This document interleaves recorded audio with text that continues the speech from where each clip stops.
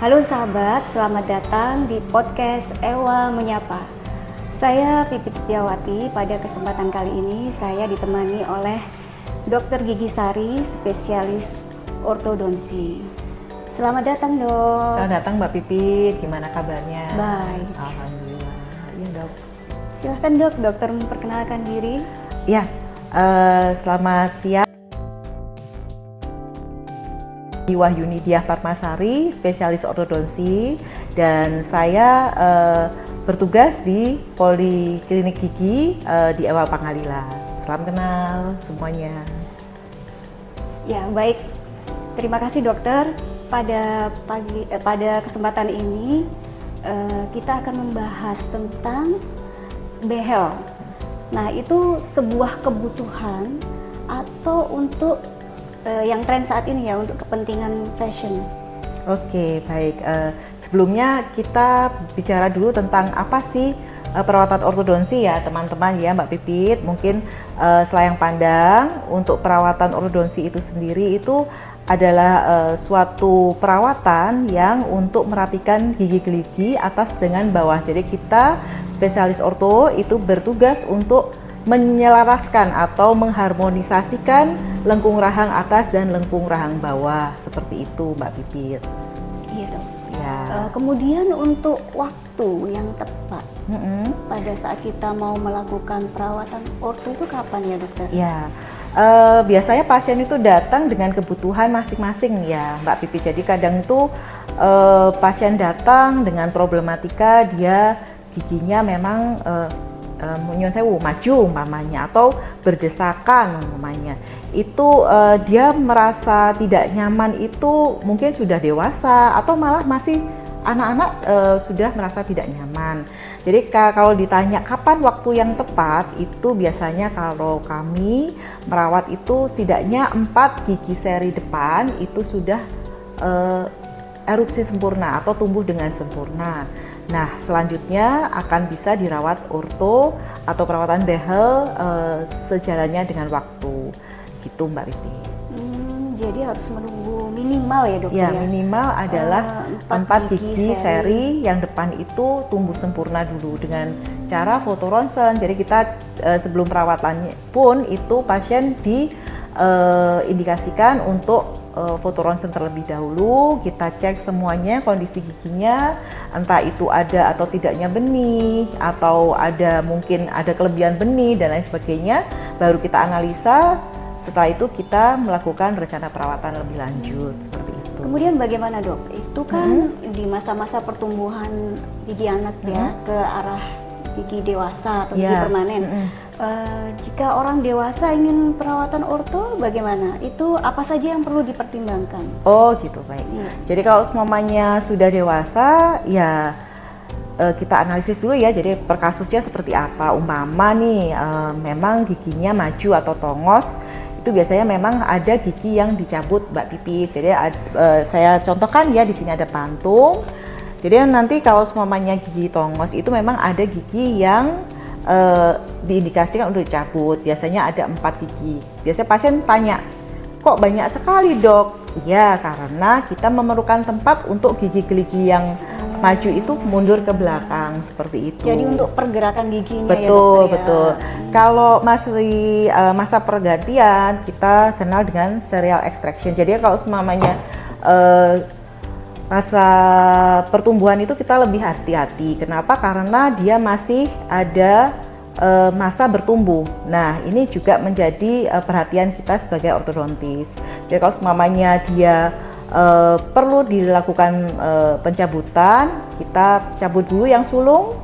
Kalau perlu memang gigi permanen akan dicabut. Kalau tidak perlu, profilnya sudah bagus, berarti non ekstraksi bisa seperti itu Mbak Pipit. Ya, iya, memang ya kalau masa-masa anak-anak semuanya belum tumbuh permanen ya giginya. Betul, ya. Betul sekali. Kemudian dokter, untuk perawatan orto ini apa saja alat-alat yang digunakan itu? Yang digunakan, ya. Baik. Mungkin kalau semuanya pada awal masih early seperti itu ya, masih awal gigi pergantian, itu kita bisa memakai namanya perawatan lepasan atau piranti lepasan ya. Jadi bisa dilepas ya, meskipun betul. orto cekat. Betul. Jadi bukan gitu. orto cekat, Mbak Pipit. Jadi ya memang pirantinya itu disiapkan atau dipergunakan tiap hari memang, tapi bisa dilepas pakai seperti itu. Mengapa pakai yang piranti lepasan? Karena dia masih masa pertumbuhan. Tapi beda umpama kasusnya memang dia indikasinya untuk lebih lanjut ya, pergerakan giginya perlu rotasi, dia berputar atau giginya harus berpindah tempat agak lebih ke belakang umpamanya, itu tidak bisa memakai piranti lepasan. Jadinya kalau seperti itu harus memakai atau diindikasikan pakai orto cekat. Nah, orto cekat sendiri ini banyak macamnya, Mbak Pipit. Jadi ya kalau yang di EWA ya sahabat, mungkin saya perkenalkan dulu, itu ada yang perawatannya dengan stainless, bracket stainless, ada yang dengan clear brackets, ada yang dengan self-ligating brackets. Dan ini sangat bermacam-macam, maksudnya bisa menangani kasus macam-macam indikasinya. Seperti itu, Mbak Pipit. Jadi disesuaikan dengan kasusnya. Kemudian sampai berapa lama kira-kira pemakaian alat itu, dokter? Oh ya, baik. Ini juga jadi concern kita. Biasanya kalau kasus sederhana tapi pasiennya tidak pernah kontrol juga akan bisa lama kan ya, Mbak Pipit ya. Jadi ya kita motivasi terus pasiennya. Nah, kalau berapa lama ya tergantung, pertama tingkat keparahannya pasti. Yang kedua concern dari pasien, kalau pasiennya itu proaktif, kooperatif, pasti hasil progresnya lebih terlihat baik seperti itu. Iya. Kira-kira sampai berapa, Dok? 1-2 tahun? Bisa. Banyak juga tuh yang pasien-pasien yang ingin pasang behel karena ingin masuk TNI umpamanya ya. Mungkin di sini mumpung di podcast saya juga mau kasih edukasi, jangan mendadak ya sahabat ya. Jadi kalau semuanya memang perlu dirawat orto, kira-kira mungkin 2 atau 3 tahun itu sebelum masuk atau pendaftaran TNI itu sudah harus apply, sudah harus dirawat orto seperti itu. Ya, itu perawatan ya memang cukup bertahap ya, Dok, ya, dan memerlukan waktu ya. Kemudian setelah pemasangan orto ini, Dok, apalah ada perawatan lainnya? Kan ini gigi bergerak. Setelah alat dilepas, apakah perlu alat lagi? Atau baik. Gigi itu bisa bergerak lagi? Betul, Mbak Pipit, betul.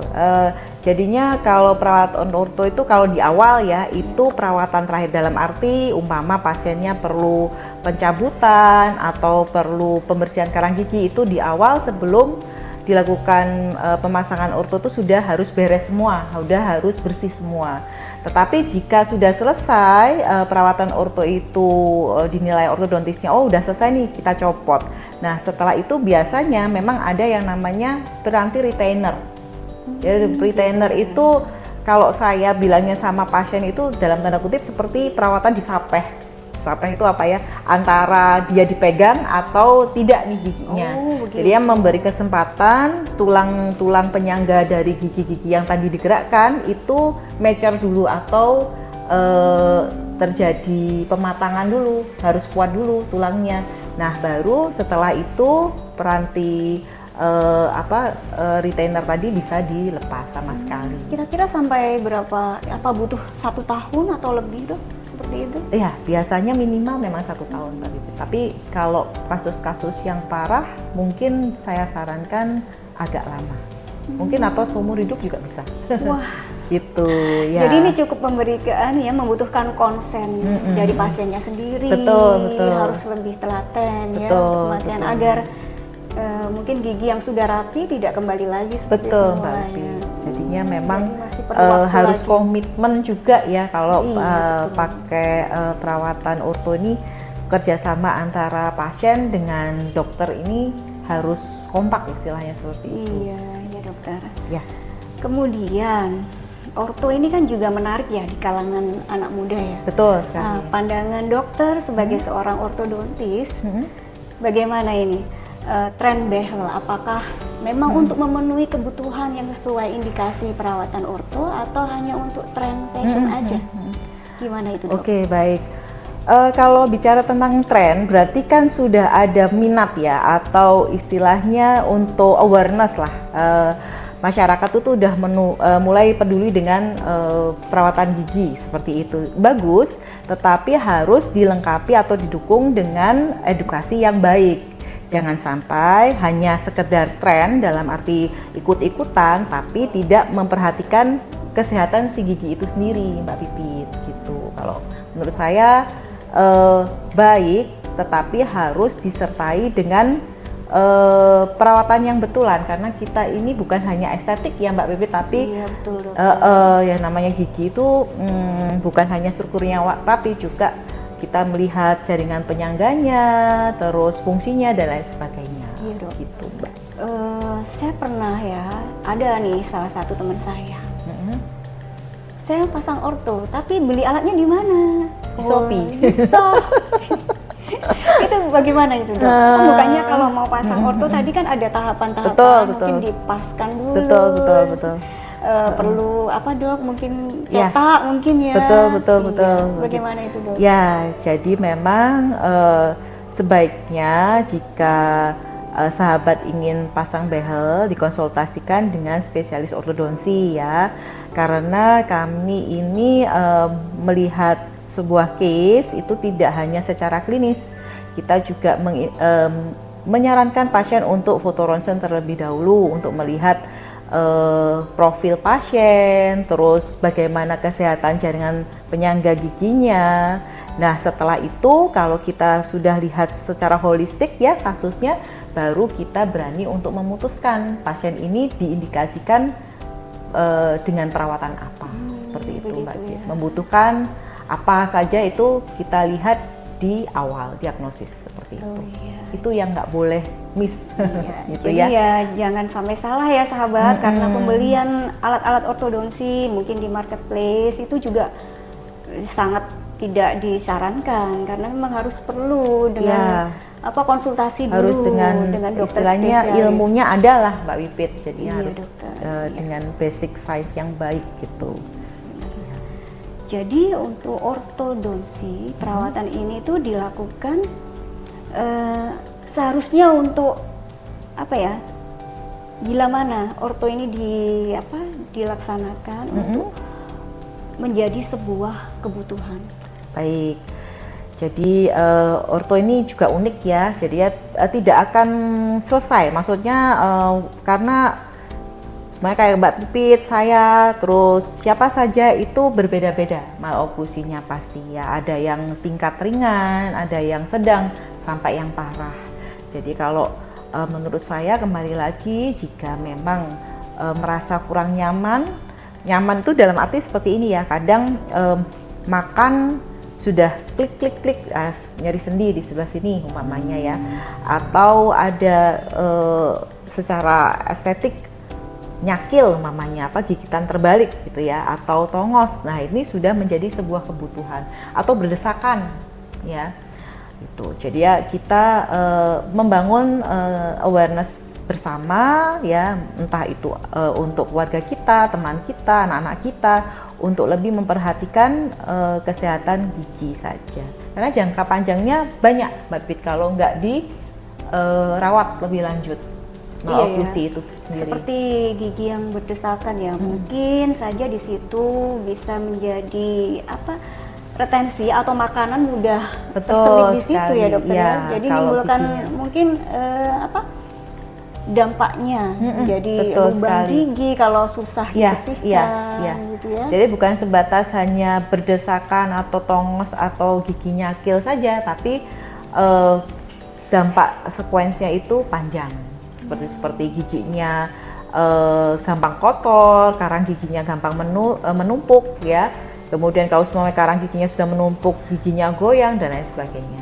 Jadi kita sama-sama concern lah, peduli dengan kesehatan gigi gitu. Termasuk mungkin kalau kejadian misal nih pasca laka gitu ya dok ya, mungkin diperlukan juga ya konsultasi dengan spesialis orto ya. Iya betul sekali. Jadi kalau kan sudah tempatnya mungkin posisi gigi ya, sudah tidak beraturan ya dokter. Benar, biasanya kita ortodontis itu bekerja sama dengan spesialis bedah mulut biasanya. Jadi kita itu memberikan advice bagaimana sebaiknya untuk tatanan gigi yang baru, karena kan pasti tidak sama ya Mbak Pit, gigi sebelum terjadinya kecelakaan dengan setelah. Iya. Nah, jadi kita memaksimalisasi lah ya istilahnya gigitan atau oklusi pasien kalau setelah pasca kecelakaan lalu lintas itu ya kita akan mengupayakan untuk mendekati fungsinya 100%. Jadi kita mengejar fungsi dulu baru estetik, biasanya seperti itu, karena yang penting fungsi ya. Kalau estetik bagus ternyata kalau buka mulut ternyata open bite, giginya nggak kontak kan nggak bisa makan gitu, malah kasihan iya, gitu. Juga Jadi ya, kita ya. biasanya kalau kasus-kasus tersebut biasanya sih kita mengejar fungsi dulu gitu, Mbak. Begitu, dokter.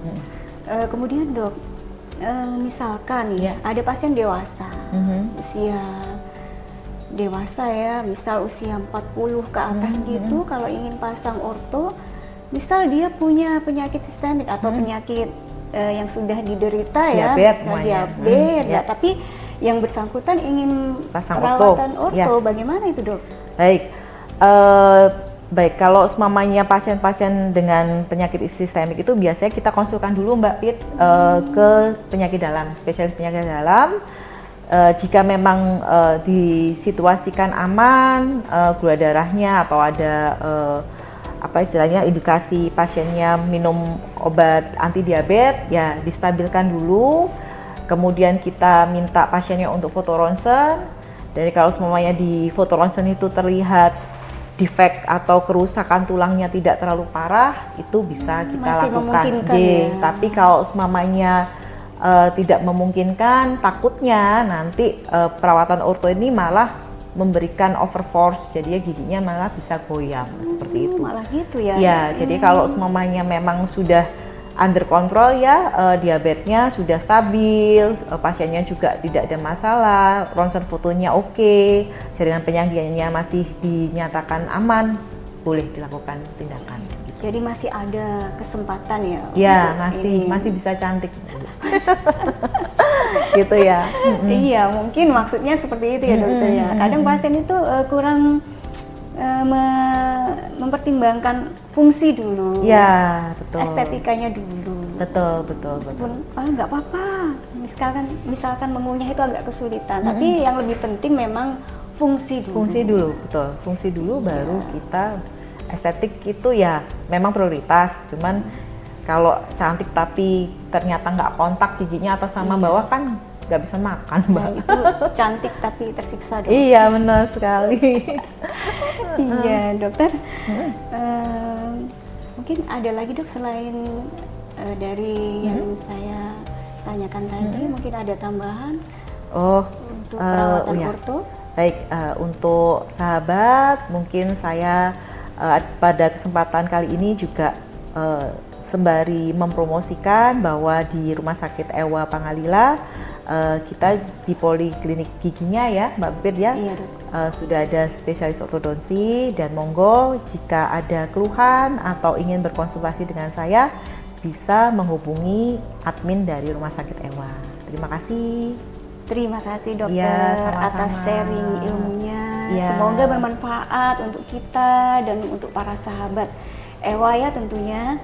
Nah, untuk saat ini terima kasih dokter kami Ya. sampaikan atas Sama-sama. ilmu yang diberikan. Ya, Mbak Pit. Semoga ilmu ini bisa bermanfaat, dan misalkan ada keluhan atau ketidaknyamanan dalam masalah gigi, perlu merapikan gigi atau secara estetika giginya kurang bagus, silahkan menghubungi admin Ewa, dan semoga kita bisa bertemu dalam episode berinteraksi selanjutnya lagi ya Mbak Pit ya. Iya dokter, Siap. terima kasih. Ya, Sampai sama-sama. jumpa. Terima kasih.